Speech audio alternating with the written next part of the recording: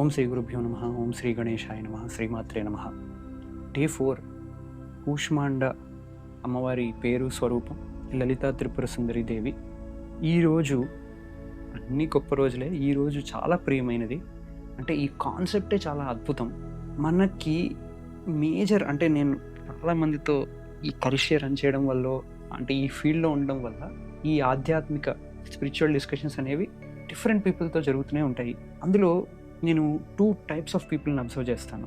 ఒకళ్ళు వాళ్ళల్లో ఒక పాజిటివ్ యాటిట్యూడ్ ఉంటుంది. అంటే నేను మనిషిగా పుట్టాను, నేను యోగాభ్యాసం, భక్తి, ఆ దేవుణ్ణి పట్టుకుంటే నా పాసిబిలిటీ లిమిట్లెస్ అని నమ్మే ఒక సెట్ ఆఫ్ పీపుల్ ఉంటారు. ఇంకో సెట్ ఆఫ్ పీపుల్ అది నమ్మరు.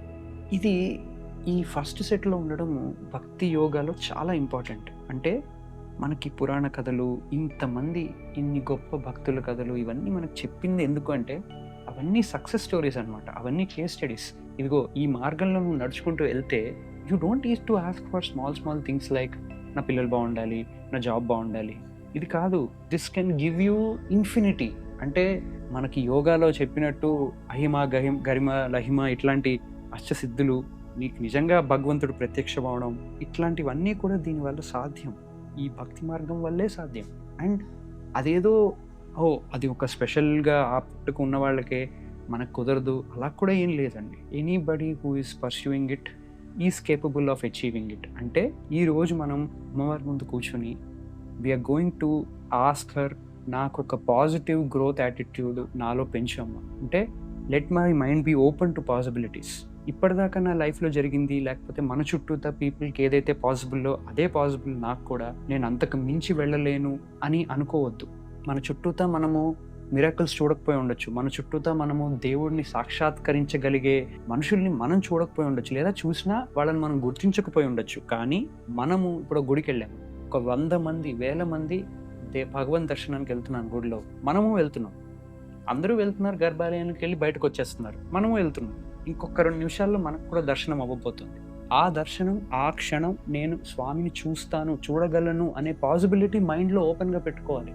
ఏముంది, మనం కూడా దర్శనం చేసేస్తాం, బయటకు వచ్చేస్తాం, ప్రసాదం తీసుకుంటాం, ఇంటికి వెళ్ళిపోతాం, అంతే కదా అనేది ఒక యాటిట్యూడ్.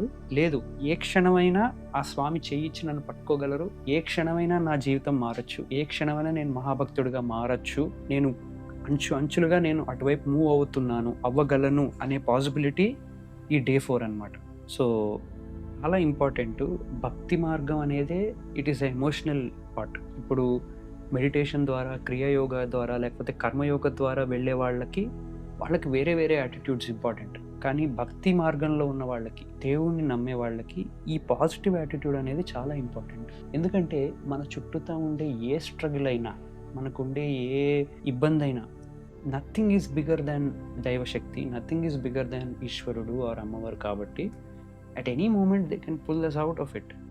అలా అని చెప్పి హ్యూమన్ ప్రయత్నం ఆపమని కాదు, కానీ ఈ పాజిటివ్ యాటిట్యూడ్తో కనుక మనం మూవ్ అవుతూ వెళ్తే ఇట్ కెన్ మూవ్ మౌంటైన్స్.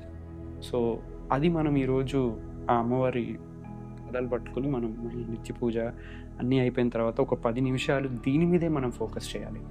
మనకి ఎప్పుడెప్పుడు పాజిటివ్గా అనిపిస్తుంది, ఏ టైంలో మనకి కొంచెం డౌన్గా అనిపిస్తుంది, ఆ డౌన్గా ఎందుకు అనిపిస్తుంది, ఆ ట్రిగర్ పాయింట్స్ని కనుక ఐడెంటిఫై చేయగలిగితే, ఆ ట్రిగర్ పాయింట్స్ని రాసుకోగలిగితే, అవి తీసేయమని అమ్మవారికి చెప్పగలిగితే ఆ డైరెక్షన్లో మనము మూవ్ అవుతాం.